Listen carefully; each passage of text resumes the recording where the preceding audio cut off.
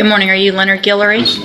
And Mr. Guillory, in cause number 22-40982, on probation for unlawful possession of a firearm by a felon, that probation started last June of 2024. It was a 7-year deferred probation. Motion to revoke that unadjudicated probation has been filed. Looks like the primary two allegations are, one, that you have allegedly committed the offense of aggravated assault with a deadly weapon, June 19th of 2025, and also evading arrest or detention with a vehicle on that same date. The evading, has it not been filed or indicted? Okay. Was it with a vehicle? It was with a vehicle. That's at least what the administrative hearing says, but I don't know that it was with a vehicle. I haven't seen anything about the evading. I think it was only the. My recollection was that it was evading on foot. I'm happy to explore it and check. that's okay. Let me look at this as well. And so I'm going to take judicial notice of the court's file in each case. The new alleged offense of aggravated assault has been indicted in cause number 25 DCCR 0902. There's a $200,000 bond set in that case, and there's no bond in the motion to adjudicate. Mr. Lewis has filed motions in each of those cases asking, one, that I set a bond in the motion and that I reduce that bond. And the new allegation, I'm printing out real quick the PC. I'm going to take judicial notice of that. Give me just a second to review it as well. Mr. Coleman has filed a response, reply to those motions to reduce, and I have reviewed that as well. Give me just a second.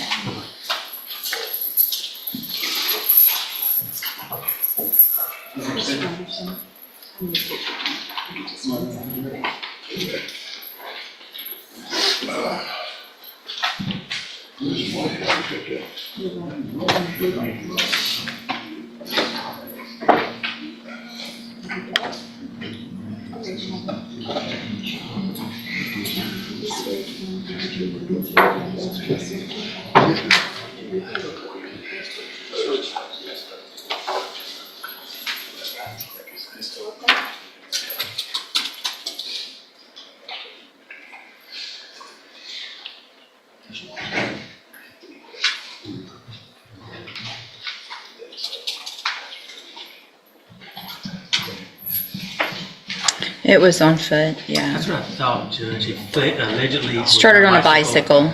Yeah, I don't know where they get the vehicle from. Yeah, they wrote it wrong on the PC even. That's where it came from. All right, Mr. Lewis, do you wish to call your client? No, ma'am. Just argument. Okay, go ahead. Judge, as far as with these motions, the motion to set bond, motion to adjudicate, of course, majority of this does deal with this new allegation. As far as the other conditions of probation Mr. Guillory had, it seems that he was doing well with that. He technically was not working at the time of the offense. He had basically a reduced workload. It was a layoff, but they have been called back to come back to work. He's trying to be able to bond out so he can get back to work, possibly even hire his own attorney, or at least be able to take care of his bills and things like that while we go through this process of taking care of this case. So he definitely would like that opportunity, at least by having a bond set on it with the MTRP. As far as the new case with the ag assault, understandably, it is would be considered a serious offense. We are asking for a reduction there, maybe in incorporating some bond conditions that may secure any of the court's concerns with any public or private safety for the complainant witness or the general public while we're dealing with this, which could include, of course, GPS monitoring with a curfew would allow him to be able to go work and be back home to at least be able to take care of these things. With his job, he would be able to afford the monitoring and GPS monitor. He does have some support, family support. His wife is here today and has been here each time before she would come to court. And so that's what we ask for, Judge. Just, if they can get a bond that is a little more reasonable than $200,000, a bond that high. A lot of bonds from the courts It's hard, a lot of them won't even touch that amount. So what is the status of the burglary of a vehicle in Hardin County from June 8th of this year? That's an allegation in the motion as well. As far as I know, it hasn't been accepted or, they've been going to court on that, my understanding. So the main issues that we were dealing with, of course, is what was here. Well, that's, obviously that one is also important to me because that would be another felony allegation while he's on this probation. Let me see if the administrative hearing has any information on that. Yeah.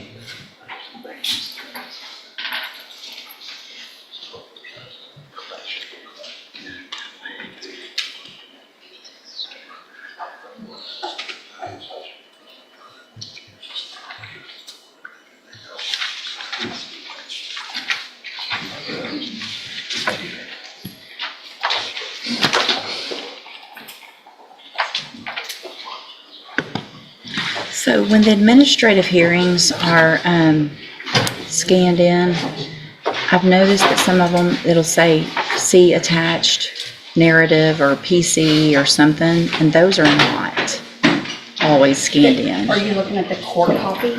It'll say court copy. Okay, so the court copy should Court have copy, it. because it's not public. Gotcha. I'm sorry. No, that's perfect. That's what I needed. Give me a second. I'm gonna print this out because this is.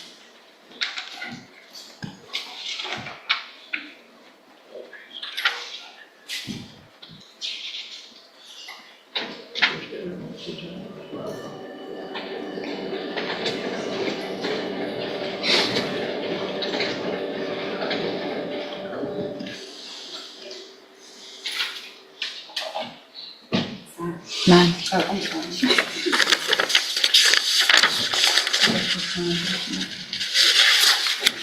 So, for the record, I'm taking judicial notice again of all of the court's file attached to the administrative hearing, which was dated June 16th, 2025, which is previous to a second one that was filed with regard to the new aggravated assault case. This one includes violation that he allegedly committed the offense of burglary of vehicle in Hardin County and failed to report his arrest to his probation officer, and then GED, community service, and some things like that. Attached to it is the narrative from the Hardin County officer. Let me read that, and I'll give you both an opportunity if you would like.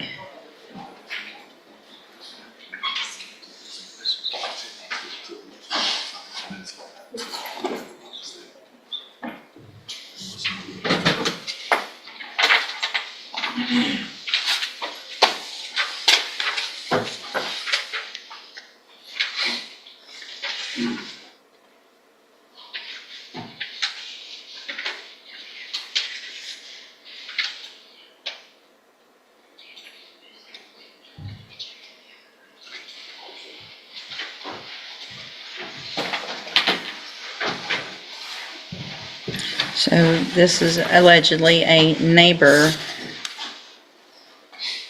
where the allegation is that Mr. Guillory got in their car, tried to start it and leave, that they confronted him, that he got out, walking up and down the driveway between the trailers, quote, freaking out, striking the trailers in his own vehicle. The officer also noticed kind of some erratic behavior, felt like he was under the influence of some type of intoxicant, which he denied, but it sounds like there was something going on. And Judge, if I may, speaking with him, he said this was an episode where he was under some type of psychosis, dealing with mental health, and checked himself in for treatment shortly after. All right, so obviously I need that information because I don't feel like if that's going on that it would be in the best interest of our community to have a bond at this time. If there's something going on, then potentially we need to have some type of evaluation done ourselves to find out what that is and get that information to me. based on all of the allegations in the motion as alleged, the burglary of a vehicle, the new aggravated assault with a deadly weapon, and the fact that he is already on probation for unlawful possession of a firearm by a felon, which means he's already a felon in that burglary of a habitation case, I believe.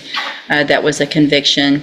I'm going to find, based on all of that information, under 17.15, as well as the Constitution, that I can deny bond in the appropriate circumstances. And at this time, in cause number 22-40982, I am going to deny setting a bond in that case. And I'm going to deny the request to reduce the bond in cause number 25 DCCR 0902. And if you will get any information gathered together with regard to any mental issues, obviously that could go into play once we get to whatever point we do on what I'm going to do with the probation in the new case, and potentially for Mr. Coleman as well. If you feel like there's an issue with competency, let me know. It doesn't sound like that's the issue, but if so, just let me know and we'll get someone out there to see him as quickly as possible. No problem. All right, you can go back with the bailiff. And so Mr. Hancock is charged in 25 DCCR 0737 with evading arrest or detention with previous convictions. Cause number 25 DCCR 0738 with continuous violence against the family. And then there's a third case. Those both have offense dates of the first one is April 22nd of 2025. The second one is April 26th of 2025. And then in cause number 25 DCCR 1233, there's a new evading arrest or detention with previous convictions from August 5th of 2025 that has now been indicted. And Ms. Holmes has filed motions in the first two cases asking that I reduce Mr. Hancock's bonds, which are currently set at $100,000. It looks like there was a court date on July 22nd of 2025 that Mr. Hancock missed, and so that was when those bonds were increased. On July 22nd? Mm-hmm. Okay. And then, so he missed court on that date.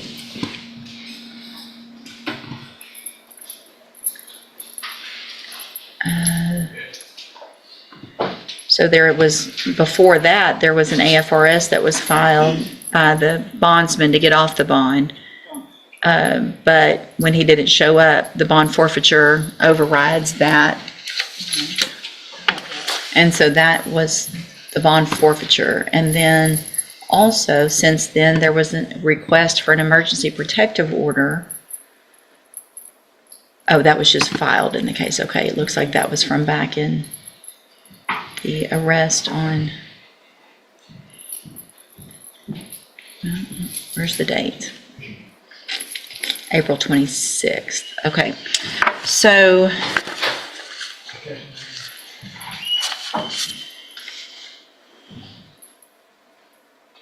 I'm also reviewing jail incident reports that I have received. Have you had an opportunity to review those? Yeah. Why don't you take a look at those, and then before you try to make arguments on behalf of your client who's making things very difficult for you, y'all can go review those, and then we'll come back and discuss Judge, the I think if you bond. just let me review his criminal history, it's generally very easy. I've already know what I'm going to do, but I'd be glad for you to do that as well. Go ahead. He's habitual on this continuing violence against the family case. He has a total of, I believe, 10 prior felonies. And on these two evadings, the state jail and evadings with prior evading convictions, he has a total of 7 evadings. And the most recent one was picked up when he was arrested in August while he had warrants for these pending cases. His priors that are not evadings include firearms, drugs, and burglary. Okay. Ms. Holmes? He had only been off of parole about 2 months before the new offense date in April. What is that? Let me look at something else that's new.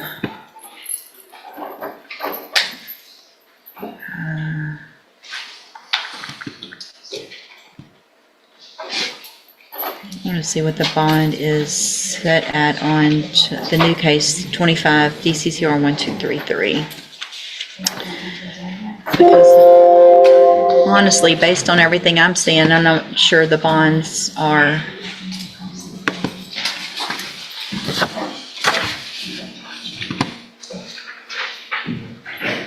satisfactory. We'll see. So,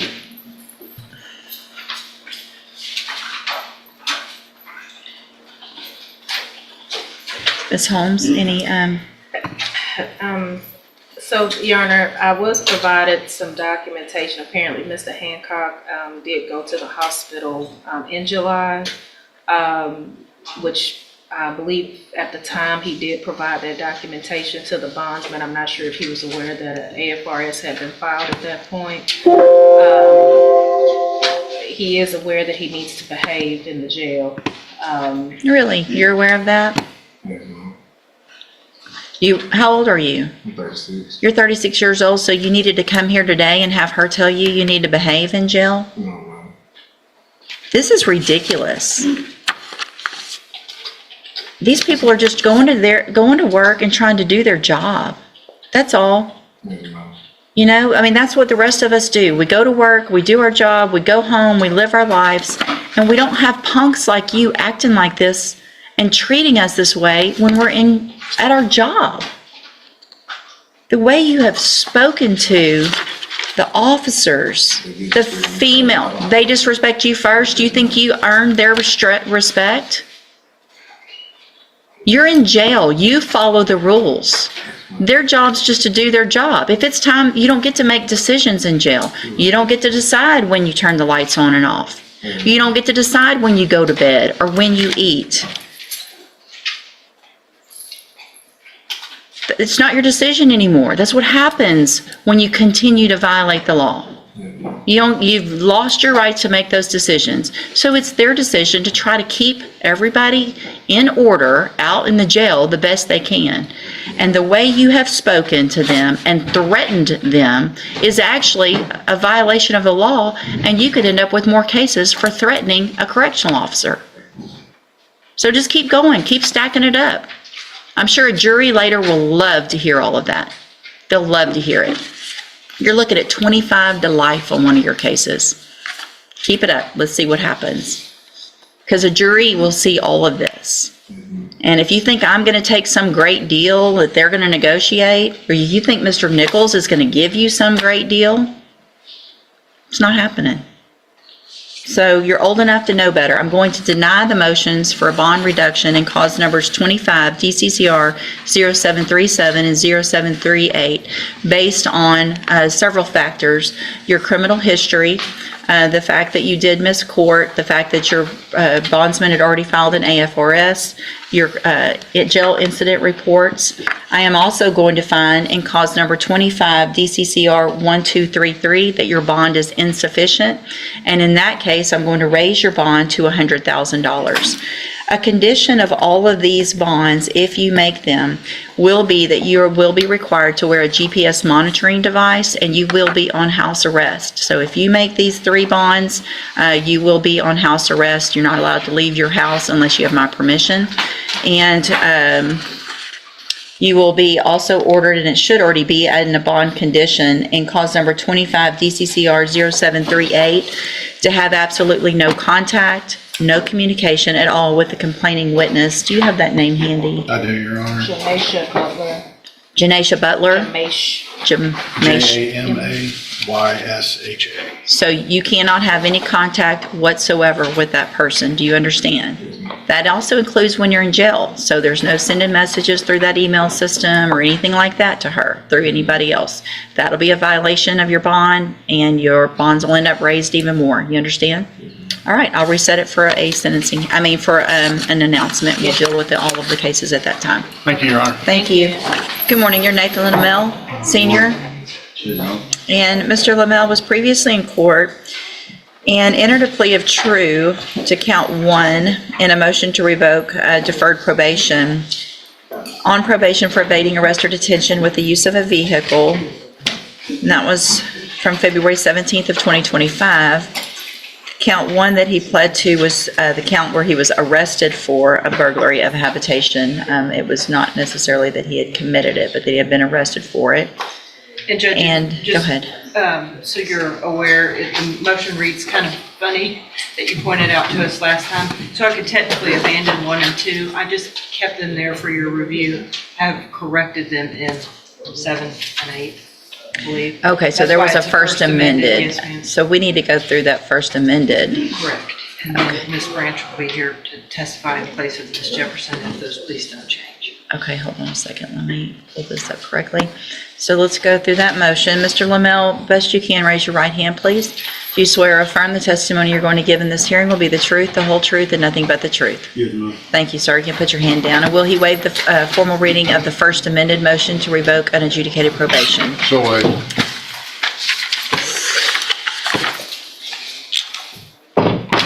So again, and this is 24 DCCR 0826. You have a first amended motion to revoke your unadjudicated probation. Shows you were placed on probation February 17th of 2025 for evading arrest or detention with the use of a vehicle, and that was a 5-year deferred probation. Is that correct? It alleges you violated your probation, and I'm going to go through the whole thing again, just because I don't have the other one right in front of me. It'll be easier. So count 1 alleges that you were arrested. Okay, so did you want to, Abandon 1 and 2, Judge, and show that they're correctly reflected in First Amendment 7 and 8 committed. all right, That's so, what you didn't like the arrested for last time? well, I mean, arrested for is fine, but it's not a violation Correct. of your probation. Correct. Okay, so 1 and 2 will be abandoned. So count 3 alleges that you failed to report as directed to the probation department March 5th and April 9th of 2025. And is that true or not true? True or not true?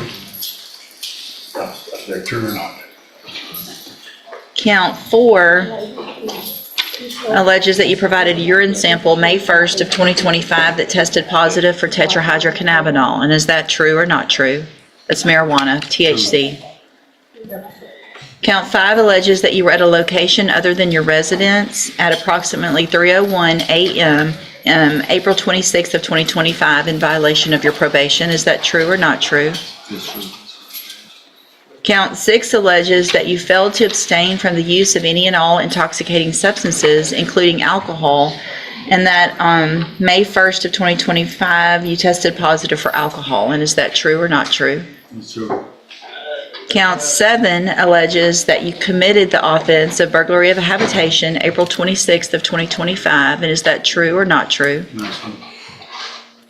And count 8 alleges that you failed to avoid injurious or vicious habits and refrain from behavior harmful to others, and that you were aggressive towards both Beaumont police officers and the complainant, Aronia Parkerson, on or about April 26th of 2025. And is that true or not true? Count 9 alleges that you provided a urine sample May 1st of 2025 that tested positive for ecstasy. And is that true or not true? Your Honor, if I might, I don't think ecstasy is listed in the Controlled Substances Act. It would be MDMA. That's the street vernacular for methylene dioxymethamphetamine. Okay, so if it's the same thing and it's just another name for it. But I'm not sure that that would be a violation. What would be characterized as ecstasy? If they want to amend to allege MDMA, that would. Ms. Malfino? I'll make that oral amendment, Judge, to change ecstasy to reflect MDMA as worded in the Controlled Substance Act. All right, so any objection to that? No objection. All right, so that count 9 alleges now that you provided a urine sample that tested positive for MDMA, which is also ecstasy. Is that true or not true? Did you enter your pleas of true to counts 3, 4, 5, 6, and 9 freely and voluntarily? Yes, ma'am. And because they're actually true? Yes, ma'am. All right, so with regard to the burglary of a habitation, Ms. Malfino, what is the state's position as far as wanting to, do you want some time to Judge, prove that, or? I will defer to whatever the court would like me to do. The complainant in that case has filed a non-prosecution affidavit and has also indicated to my office that she does not wish to cooperate in that case. Okay. I do believe Ms. Branch can testify with respect to that injurious or vicious habits in her reflection or read of the police report of Mr. Kimmler wouldn't object. Otherwise, if you would like me to get those officers to detail his behavior on that night, I can do that, but she has not been cooperative with me. Okay. Obviously, Your Honor, I would like the opportunity to cross-examine if the state does attempt to prove that up. I would just observe that whatever conduct Mr. Lamel did engage in didn't result in criminal charges being filed to the level of resisting or harassment or anything of that nature, retaliation. So we already did the updated pre-sentence report, and the recommendation in that report, it was unagreed, and the recommendation at that time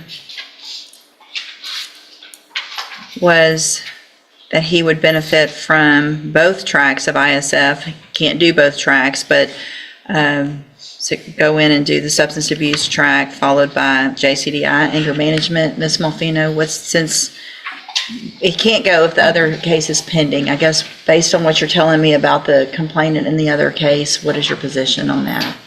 To not proceed on that case, Judge. Okay, so there'll be a dismissal. If we order him to ISF, I will file a dismissal today so that doesn't hold him up. If that's also Ms. Branch's. Is that still your position? Yes, ma'am. Cognitive track or substance abuse, Your Honor?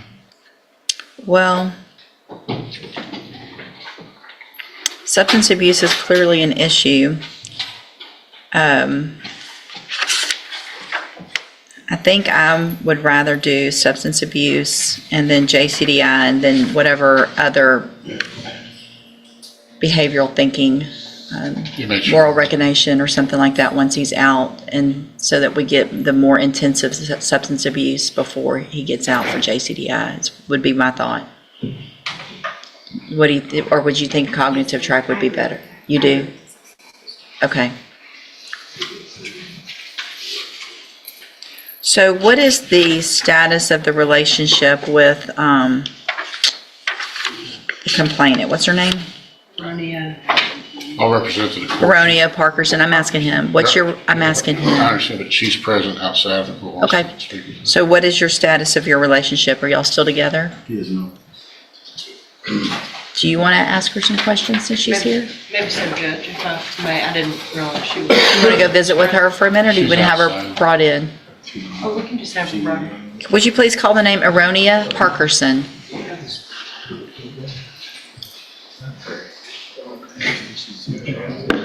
So, drug substance abuse. If you'll scoot over just a little bit towards your attorney. Ma'am, come right over here. You just come on up right here. Would you please state your name, please? Ariana Parkinson. And Ms. Parkerson, would you please raise your right hand?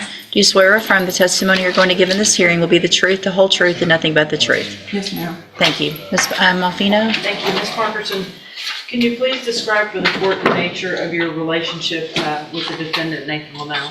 He's my boyfriend. And is the gentleman in the orange to your left, is that Nathan Lamel? Yes, ma'am. Your Honor, may the record reflect that the witnesses identified the defendant in this hearing?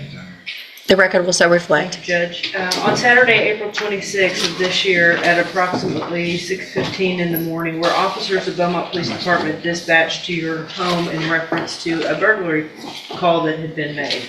Yes, ma'am. Can you tell the court about that? Me and Nathan had got into a disagreement. I really don't recall what the disagreement was about, but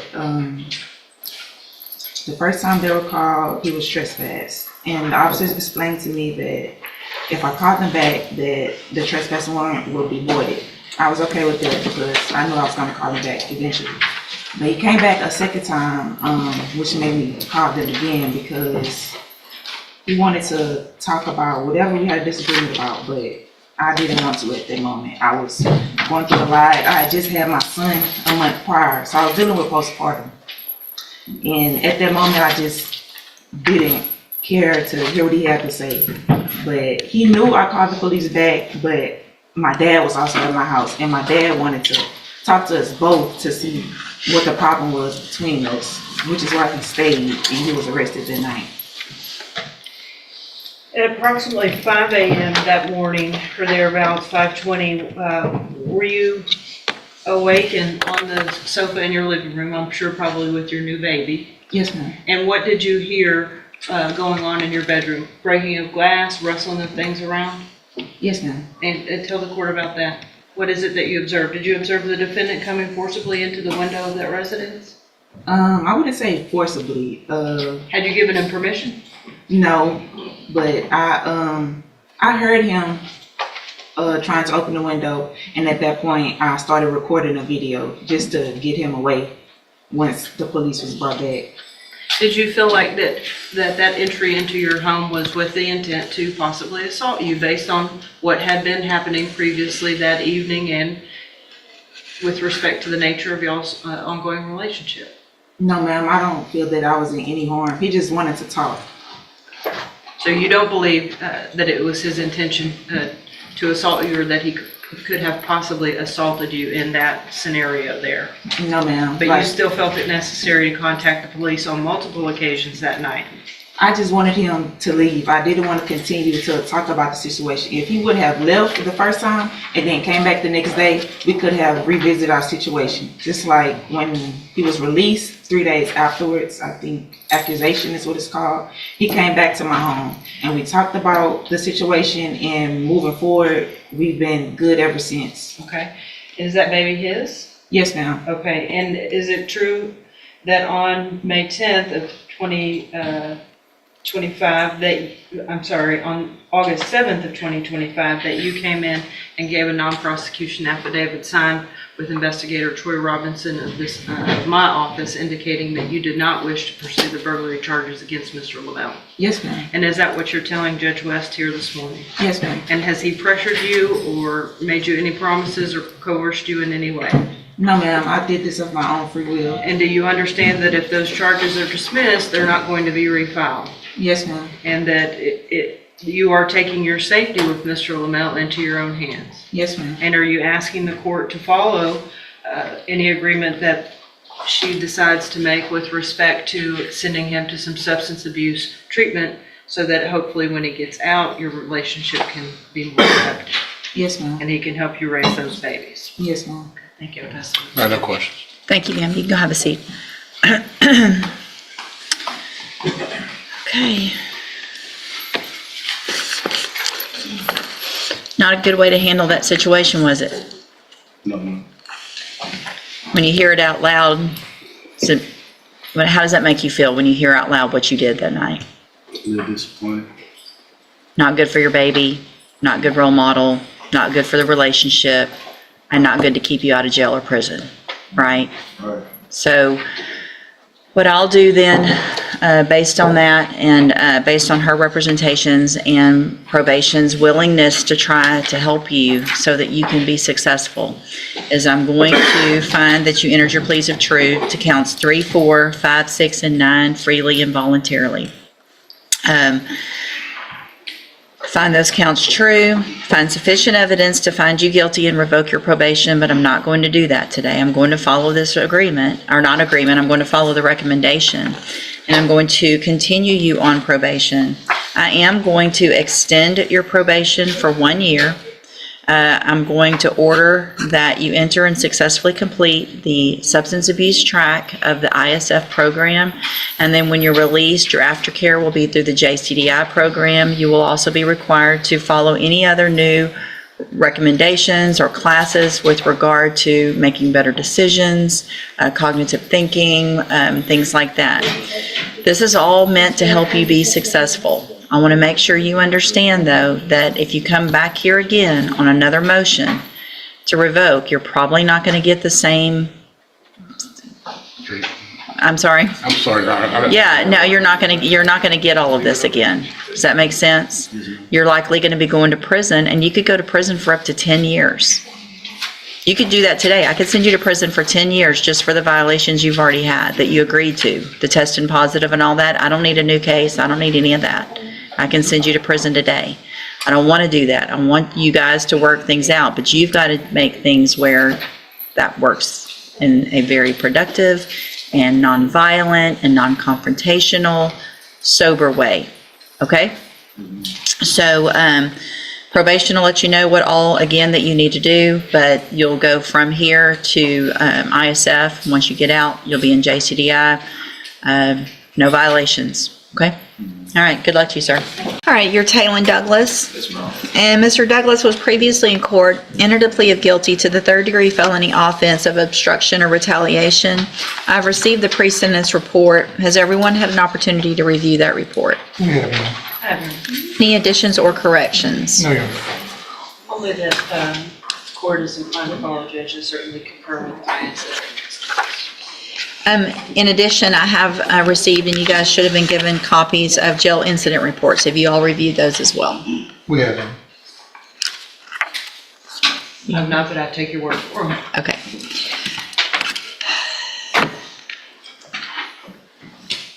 You don't like to follow rules, do you? I follow the rules. You do? You've been following the rules since you've been in jail? Kinda. Kinda.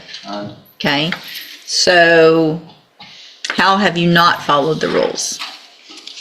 I don't know, just whenever, I say like whenever I get disrespected or something like that, Oh, so when they disrespect you, I just, why do you think you deserve their respect? cause I don't do nothing to disrespect them. You don't? You don't? Sitting on the countertops, not getting down. Looks like trying to smoke in the bathroom, working out when you're not supposed to be working out, lying about it, saying you're brushing your teeth, teasing and cutting up with and being disrespectful, talking about the officers, act like a little kid.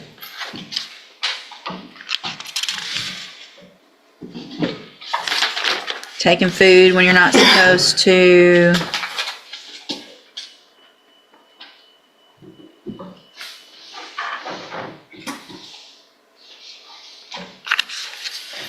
Calling them some lovely names. B word. Tell them they're white and ugly. That's what they said I said? Mm-hmm. I don't know, I don't remember. You don't remember saying that? So here's the thing, Mr. How old are you? 19. 19. So you're now on a felony, or about to be, if I follow the agreement, which I don't have to do. You're about to be on a felony probation where you have to follow rules whether you like them or not because you've committed a felony offense. So you don't get to make all the decisions for yourself anymore, right? Yes, ma'am. Other 19-year-olds who don't do this, they get to go to bed when they want, wake up when they want, eat what they want, work out when they want. You don't get to do those things anymore because you committed a felony offense. And if you continue to act like you've been acting and not follow the rules, however insignificant you think those rules are, you're going to end up right back in here and you're going to end up going to prison for up to 10 years. Do you understand? So your life, you have to make some mature decisions as a young person who's probably not ready to make those decisions. It's going to be a conscious effort and a decision on your part to either do it or not do it, right? Yes, ma'am. What's going to happen if I follow this is you're going to go to ISF. ISF is a 90-day program that's intended to help you make better decisions. But let me tell you what can happen. Between now and the time that you go to ISF, you're going to be in jail. If I get an incident report, it's a violation of your probation. You could get revoked off your probation before you ever go to ISF. Do you understand? Yes, ma'am. And it's happened. Ask them out there. I'm tired of you young people acting like you're acting at our jail.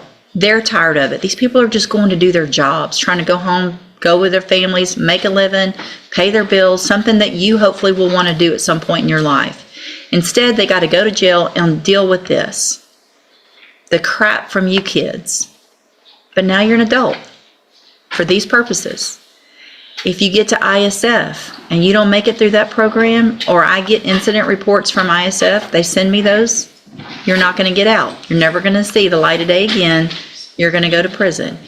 It's that serious. Do you understand? Okay. So I'm going to find that you previously entered your plea of guilty freely and voluntarily. find sufficient evidence to find you guilty. However, I'm going to follow the agreement that you made with the district attorney and defer all proceedings and place you on probation for 3 years. You're ordered to pay the $500 fine, and you're ordered to follow all of the rules and conditions of probation, including entering and successfully completing the cognitive track of the ISF program. Again, if you do everything you're supposed to, this is a great opportunity today. I don't want it to all be negative, because you have some very positive things. You don't have a felony conviction on your record.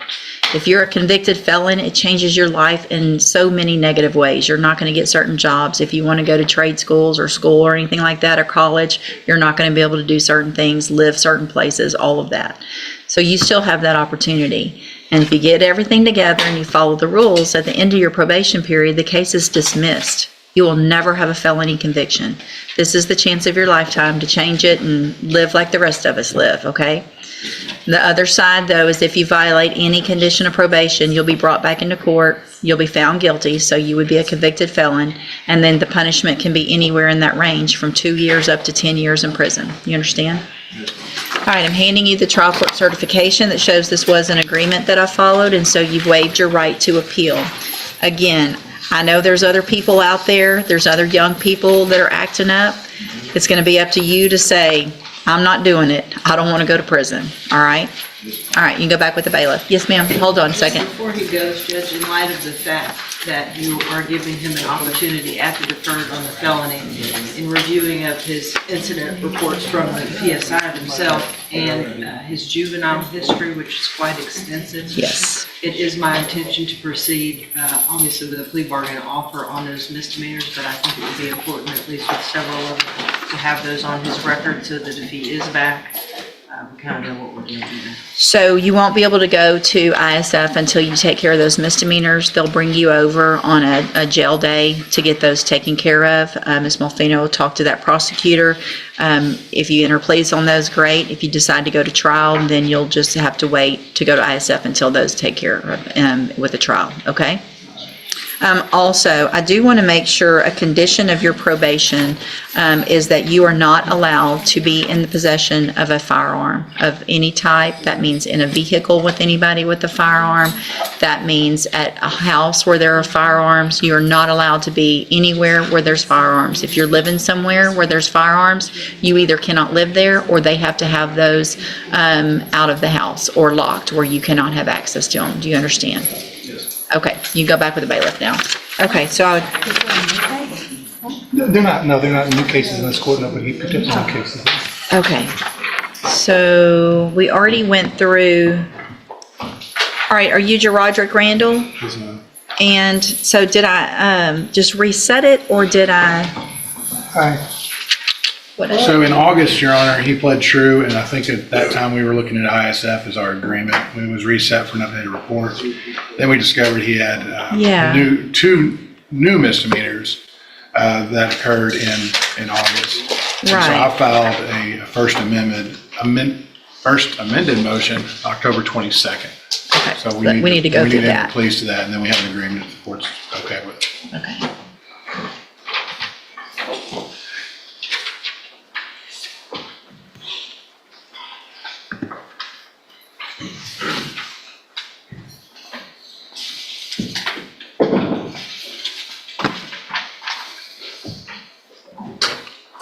All right. Will he waive the formal reading of the motion? He will, Your Honor. Mr. Randall, in clause number 24, DCCR 0543, I have a first amended motion to revoke your unadjudicated probation. And we're going to start kind of all over. I know we've gone through some of this, but we're going to get pleas of true or not true again on all of them. And Your Honor, with your permission, we've agreed to plead to 1, 2, 3, and then the amended counts of 10 and 11, which cover the several new offenses, all misdemeanors, but. Thank you.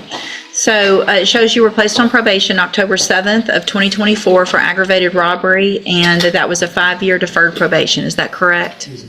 The state's elected to proceed on counts 1, 2, 3, 10, and 11. Count 1 alleges that you violated your probation by committing the new offense of unlawful carrying a weapon May 3rd of 2025. And is that true or not true? True. Count 2 alleges that you committed the new offense of evading arrest or detention May 3rd of 2025. And is that true or not true? True. Count 3 alleges that you possessed a drug, marijuana, May 3rd of 2025, and is that true or not true? True. Count 10 alleges that you committed the offense of unlawful carrying a weapon, July 13th of 2025, and is that true or not true? True. And then count 11 alleges that you committed the offense of evading arrest or detention, July 13th of 2025, and is that true or not true? True. Did you enter your pleas of true to counts 1, 2, 3, 10, and 11 freely and voluntarily?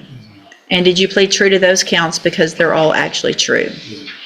I have paperwork now, again, on the case here that has your signature on it that the state's marked as Exhibit Number 1. Before you sign these, did you go over them with Mr. Rojas? Yes, ma'am. Do you fully understand them? Yes, ma'am. And do you understand, if I follow the agreement that you've made with the district attorney, that you will be waiving or giving up any right to appeal? Yes, ma'am.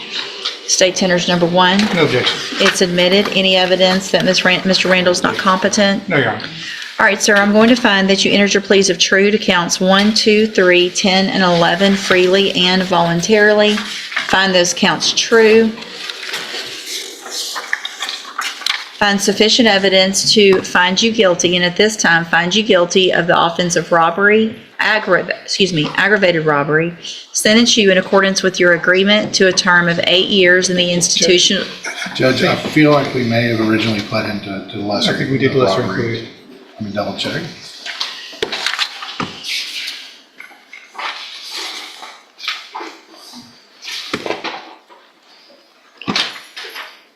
And it may be because he's one of several co-defendants in that case, and I know at least one of them was pled to a lesser. I have that we did plead him to a lesser included robbery back in August of '24. That's correct, Judge. I'm looking at the PSI. Let me double check with the paperwork, though. Hold on just a second. Can you pull up the original? Well, never mind. It'll probably be in here. Never mind. Hold on. It was pled down to judge robbery. Okay. Does the state want to? Yes, Your Honor, I'd ask that I be allowed to amend the motion to take out aggravated, reflect the original. Any objection to that? No objection. So I'm going to go back, and just to make sure the record's clear, what you're on probation for is the lesser included offense of the second-degree felony offense of robbery. So it's not aggravated, it's the second-degree felony. And I'm going to make that modification amendment here on the motion with, let's see.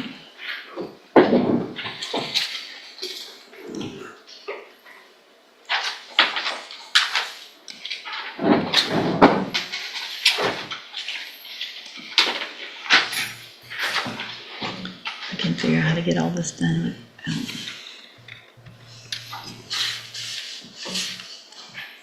Okay, so that being said, I'm going to find you guilty based on the pleas of true to counts 1, 2, 3, 10, and 11. Find you guilty of the offense of robbery. Sentence you in accordance with your agreement to a term of 8 years in the institutional division of the Texas Department of Corrections. You will receive credit on that sentence for any time that you've been in custody that the law gives you the right to receive. I'm handing you the trial court certification that shows this was an agreement that I followed, and so you've waived your right to appeal. I have also handed you a written admonishment regarding your ineligibility to possess a firearm or ammunition. Because of the judgment entered against you, you're ineligible under Texas law to possess a firearm or ammunition. Possession of a firearm or ammunition could lead to charges against you. Firearm is a legal term, and you should read that written admonishment I provided you to see what devices qualify as a firearm. If you have questions about the laws that make you ineligible to possess a firearm or ammunition, or about how long that lasts, you can talk with Mr. Rojas. All right, good luck to you, sir. You can go back with the bailiff. Thank you, Your Honor. All right, court's just going to, I just need about a 5-10 minute break. We'll be in short recess. All rise, court's in recess. Denzel Spikes. Yes. Okay, you're Denzel Spikes. Yes, ma'am. Will your client waive the formal reading of the motion and the indictment? He does, Judge. Judge, we're just proceed on count one, on allegation number 1, we'll ban the rest. And that is the condition. Mr. Spikes, in cause number 25 DCCR 0921, you're charged with the second-degree felony offense of aggravated assault with a deadly weapon from April 29th of 2025. And how do you plead to that charge? Guilty. Are you pleading guilty freely and voluntarily? Yes, ma'am. And are you pleading guilty because you did what they've charged you with? Yes, ma'am. I have here on the tablet some documents in that case that have your signature on them that the state's marked as exhibit number 1. I'm going to need some explanation. On, The punishment, on his 3, Judge, he's on probation for aggravated assault with a deadly weapon, commits another one. the newest one was not as egregious as it seems. It was a kind of a mutual combat, but we, Okay, let me look at therefore, we're proceeding on that with the lower offer due to the nature of it, but not to continue him on probation.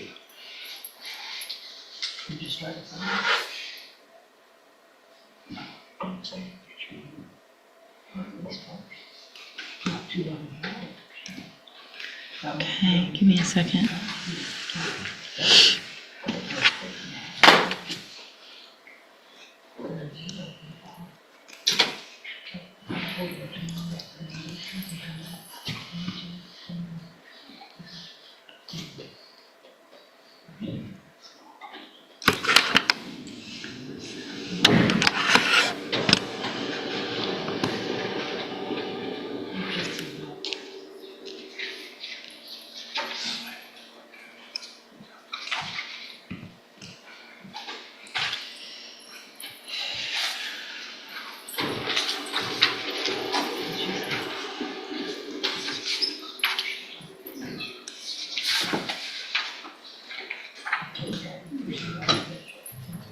So give me just a second, I'm going through a couple things. Okay.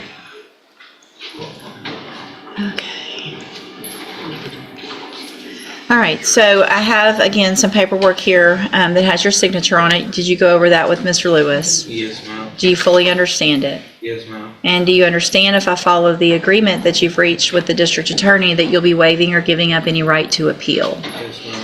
Do you also understand, if you're not a U.S. citizen, that a plea of guilty or no contest may result in your deportation, exclusion from admission to the country, or denial of naturalization under federal law? Yes, ma'am.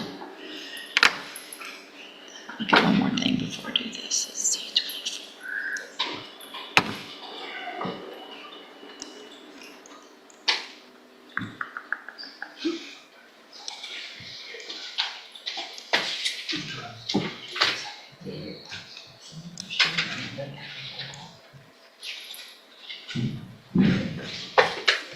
I'm printing something.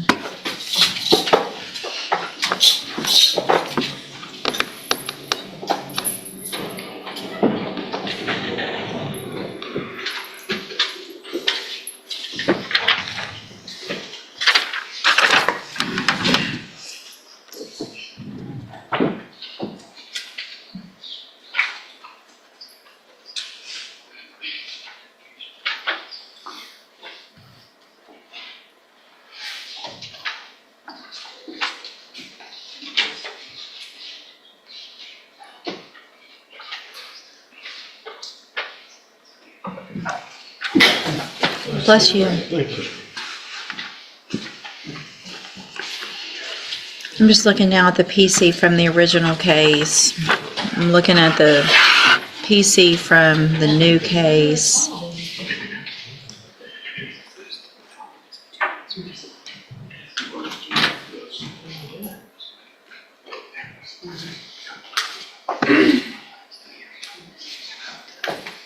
Let me see if I can go back.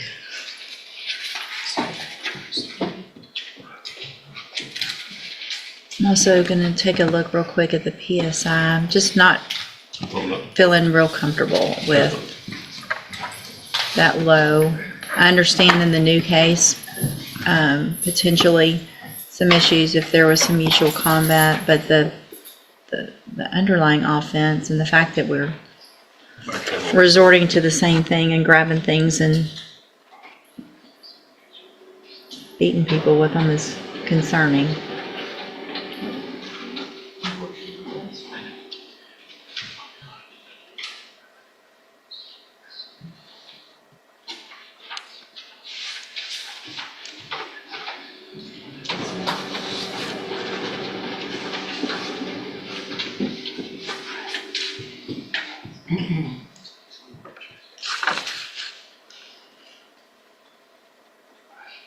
No criminal history.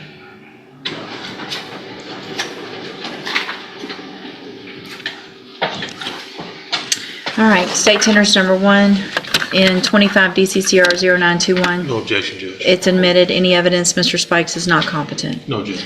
All right, sir, in cause number 25 DCCR 0921, I'm going to find that you entered your plea of guilty freely and voluntarily. Find that you're mentally competent and you understand the nature and the consequences of that plea. Find sufficient evidence to find you guilty, and at this time find you guilty of aggravated assault with a deadly weapon. Sentence you in accordance with your agreement to a term of 3 years in the Institutional Division of the Texas Department of Corrections. You will receive credit on that sentence for any time that you've been in custody that the law gives you the right to receive. In cause number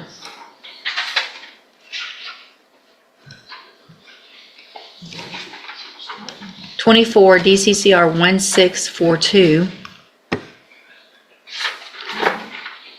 I have a motion to revoke your unadjudicated probation. Shows that you were placed on probation December 18th of 2024 for the second-degree felony offense of aggravated assault with a deadly weapon, and that was a 10-year deferred probation. Is that correct? Yes, ma'am. It alleges, and the state's elected to proceed on count 1 only. It alleges that you committed the new offense of aggravated assault that we just, with a deadly weapon, the one that we just went through, April 29th of 2025. And is that true or not true? Sure. Did you enter your plea of true to count 1 freely and voluntarily? And did you plead true to that count because it's actually true? I have here on the tablet also some paperwork in that case that has your signature on it. Before you signed it, did you go over it with Mr. Lewis? Yes, Do you fully understand it? yes, ma'am. And do you understand, again, if I follow the agreement that you've made with the district attorney, that you'll be waiving or giving up any right to appeal? State tenders number 1. No objection, Judge. It's admitted. Mr. Spikes, I'm going to find that you entered your plea of true to count 1 freely and voluntarily. Find that count true. Find sufficient evidence to find you guilty, and at this time find you guilty of aggravated assault with a deadly weapon. Sentence you in accordance with your agreement to a term of 3 years in the Institutional Division of the Texas Department of Corrections. You will receive credit on that sentence for any time that you've been in custody that the law gives you the right to receive. I am making an affirmative finding of a deadly weapon in each of these cases. I'm handing you the trial court certification in each case that shows these were agreements that I followed, and so you've waived your right to appeal. I also handed you a written admonishment regarding your ineligibility to possess a firearm or ammunition. Because of the judgment entered against you, you're ineligible under Texas law to possess a firearm or ammunition. Possession of a firearm or ammunition could lead to charges against you. Firearm is a legal term, and you should read the written admonishment I provide you to see what devices qualify as a firearm. If you have questions about the laws that make you ineligible to possess a firearm or ammunition, or about how long that lasts, you can talk with Mr. Lewis. Good luck to you, sir. You can go back with the bailiff. Thank you, ma'am, for being here. Ms. Richmond, in cause number 24, DCCR 2306, you're charged with the state jail felony offense of theft with previous theft convictions from September 9th of 2024. The indictment alleges you were previously convicted of theft June 21st of 2019. And then after that was final, you were convicted of theft in 2 cases on the same date, March 21st of 2024 in Bell County, and then again April 10th of 2024 in McLennan County, Texas, and May 31st of 2024 in Collin County, Texas. And how do you plead to that charge? Guilty. Are you pleading guilty freely and voluntarily? Yes, ma'am. And are you pleading guilty because you did what they've charged you with? Yes, ma'am. And are those prior convictions true? Yes, ma'am. What are the outcome of those last few, 2024 cases? Judge, I've got the one with 2023, where she in Hayes County. Is that the one? I believe that. Is that I don't even have a 2023 Hayes County in here. I've got I've got 2 in Bell County, 1 in McLennan, and 1 in Collin. Collin, we got 200 days in county jail, Okay? and Bell County. Bell County was 9 months. What about McLennan County? It was 4 months. I think it was a misdemeanor. 4 months. I believe Okay. most of these were punished as a misdemeanor, 1244, Judge. Well, you've got one, the Bell County's out of a district court, Yes, ma'am. and the Collin County's out of a district court, which they could have pled them down, but those are both. This is a state jail. The Bell County was the one in 2024. It's 9 months state jail. And the Collin County one, like you said. I know.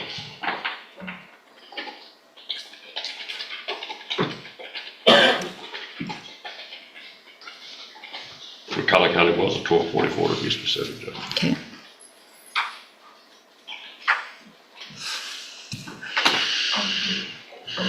Let me look at something. I don't think I like it.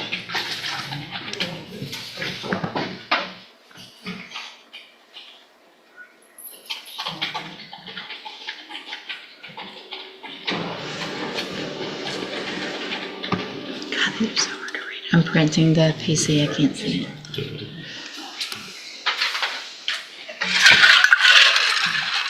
Okay, PC.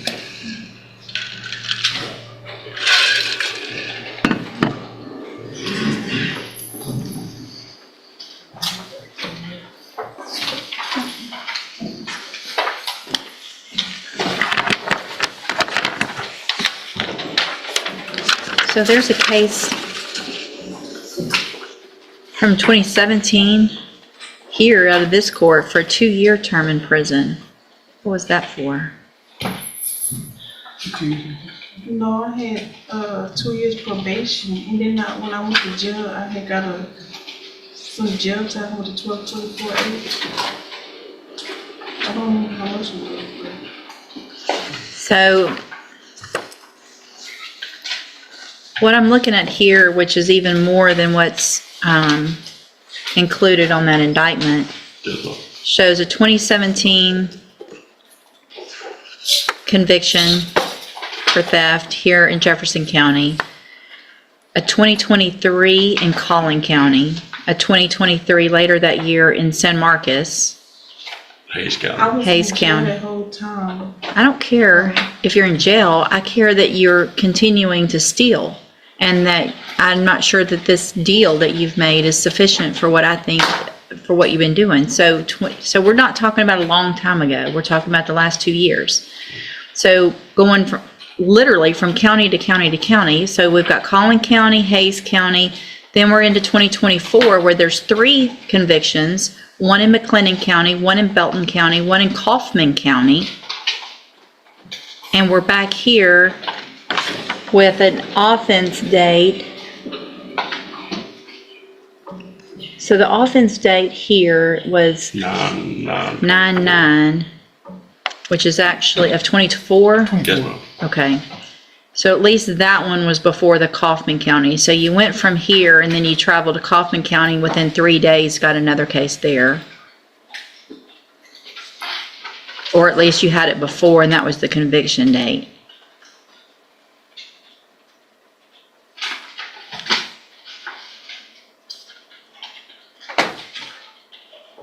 Yeah, nope. I will keep the paperwork. Y'all can go visit. I don't think 12 months is appropriate somewhere. There's got to be a little more than that, in my opinion. Otherwise, obviously, jail time has not been sufficient to deter Ms. Richmond from going county to county and stealing places. So, in this courtroom hearing, a defendant appears before the judge insisting that he is completely innocent and repeatedly tries to explain that the police report clears him of any wrongdoing. Although he refuses to stop talking about the case, the judge calmly interrupts him, explaining that he should not discuss the facts without a lawyer present. Instead, the court focuses on making sure the defendant receives legal representation before moving forward. As the hearing continues, the defendant becomes emotional and struggles to control himself, repeatedly interrupting the proceedings and insisting he has done nothing wrong.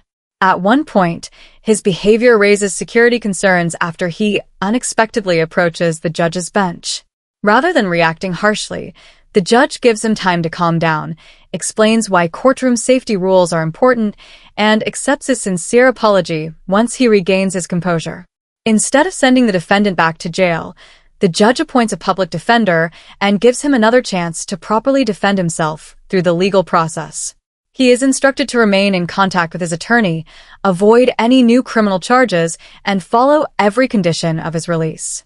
The judge even waives his next court appearance so his lawyer can begin working on the case. Before ending the hearing, the judge encourages the defendant to focus on rebuilding his life, including attending an upcoming job interview and staying out of trouble.